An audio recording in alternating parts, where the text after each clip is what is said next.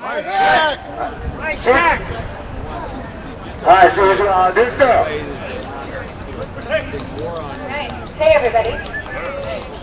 It's good to be out here today. If you didn't hear Alibaba's introduction, I'm Sarah Shourd, and hello. You might have heard a little bit about my story, or maybe not. They often refer to my husband Shane Bauer, my friend Josh Batal, and I as the American hikers. I was living in the Middle East. I was teaching in Damascus, teaching Iraqi refugees for more than a year, and had one of the best years of my life. And then things got really bad while I was on a trip in northern Iraq, exploring a new part of the world that I love. I was captured and held as a political hostage by the Iranian government for more than 400 days, the whole time in solitary confinement. So I went from teaching Iraqi refugees and studying Arabic and living in a Palestinian refugee camp to being blindfolded every time I was let out of my cell, being held in incommunicado detention, not being allowed to call my family. Only 2 times in over a year I got 2 5-minute phone calls. Not being allowed a lawyer. My life changed. um, Glad you made it out. Thanks. Um, so, right on. Well, I've been home for about 3.5 years now, and I have, let's see, where do I want to start? I want to start just by trying to explain something that is almost impossible to explain, which is prolonged solitary confinement. Um, I went the hardest, most dramatic moments. Completely lost control, lost my mind, like a lot of people do. After 2 months, you start to lose sense of time, sense of who you are. At one point, I lost total control and screamed and beat at the walls of my cell until my hands were bloody. Those are the most extreme moments, and all prisoners that experience long-term solitary confinement experience that kind of extreme, um, violent panic. Most of the moments in solitary confinement are just endless, tedious boredom. Trying to read a book and having to read the same page over and over until you just throw it against the wall because you're not understanding a word of it. Um, Feeling your mind slowly deteriorate and the world shrink smaller and smaller every day. Now, a lot of people have asked me over the years how I got through it. How did you come out and you know you're living your life, you're moving forward in a positive way. And I can talk about the exercise routine I had, the study routines I came up with, the songs I wrote, and all of the many, many things that I came up with to fill the time. But I think that when it comes down to it, how I I'll try to move actually in closer, Rise. survived Thanks for was letting me that I know. was able I don't want to get in to front of change my people. story. So in the first really, really difficult, what I mean by that is in the first really, really difficult months where I was breaking down every day, the thoughts in my head were basically like, I can't do this. I'm going to come out damaged. The rest of my life is going to be destroyed. I'll never be myself again.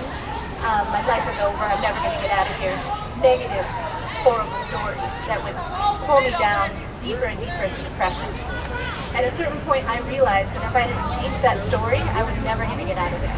And that wasn't the story that I wanted to believe. And so through force of necessity and a tremendous amount of discipline, I was able to change that story to a story saying, I am going to get out of here. And when I get out of here, I'm going to be a stronger person.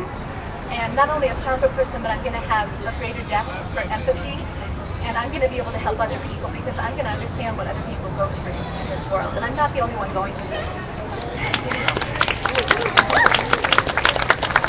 So, yes, I just lifted my hand like I'm in fourth grade. So, when I was finally released, I was released a year before my husband and my friend, and I was able to fight for their freedom for a year. Um, when I came out, I always dreamed that when I stepped out of that cell, I was never going to have to be alone again. I was never going to have to feel those feelings again. Unfortunately, it's not the case. The aftermath goes on for a very long time. It was very difficult for me to physically touch people, even my mother. Difficult to make eye contact. Really hard to be in crowds. Um, I was kind of you build walls within walls when you're in prison. So you bury everything really, really deep, all of your emotions, all of your feelings. And I kind of went through life mechanically. All I cared about was fighting for Shane and Josh for a year. Um, it was almost, I didn't deal with anything, and I just was able to get through things almost like a machine. Um, when Shane and Josh got out, it was the happiest day of my life. It was what I've been looking forward to for 2 long years. And 3 days later, Occupy Oakland and Occupy Wall Street happened. So it was this incredible moment. History was happening around me.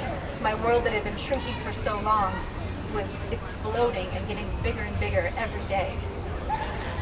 So I tried to embrace it.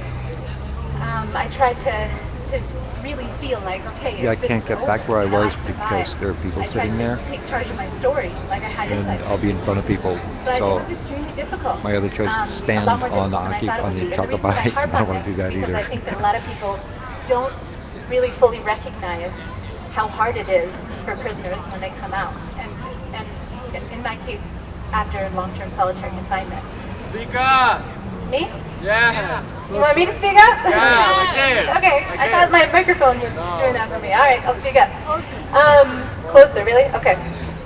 So Occupy Oakland was exploding. I was back home. You know, my love was back with me. My best friend. They were out of prison. Um, our long fight was over, but I had a hard time getting out of bed in the morning. Um, all of a sudden, when I started to look inside a little bit at all of the pain that I'd been burying for so long, it came out, like a torrential storm, and I wasn't really able to function. And I remember I wanted to come to a lot of the General Assemblies, and I wanted to be part of this historic moment where not only was Oakland changing its story, but America was changing. The country was changing its story, right?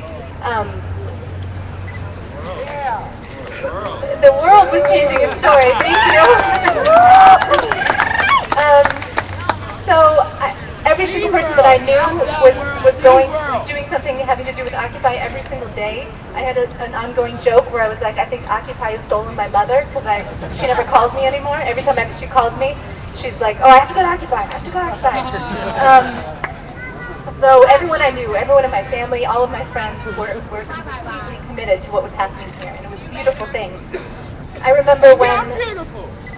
What's that? And you're beautiful. Thank you. Thank you so much. So I remember when everyone took the port in that massive day, I wanted to come out, and I couldn't stop crying. Because that's what happens to prisoners. When life finally is supposed to be normal, it's not for a really long time. You know, for 2 years I didn't cry. In prison, I learned how to never cry, never break down. When I was fighting for Shane and Josh, I never cried. There was no time to cry. And then when there is time, the tears never end. They never do. They never do. I did So, 4 or 5 years. did you? I can't imagine that. Federal. Yeah, 4 or 5 years this young woman did in prison. So, okay, so I'm going to check my hand again. Right, the world story changed, right? And the power of that is undescribable and immense. So the prison hunger strike changed not only prisoners' stories, but it changed the story around solitary confinement. Right? It's educated countless people around the world to the horrors of it.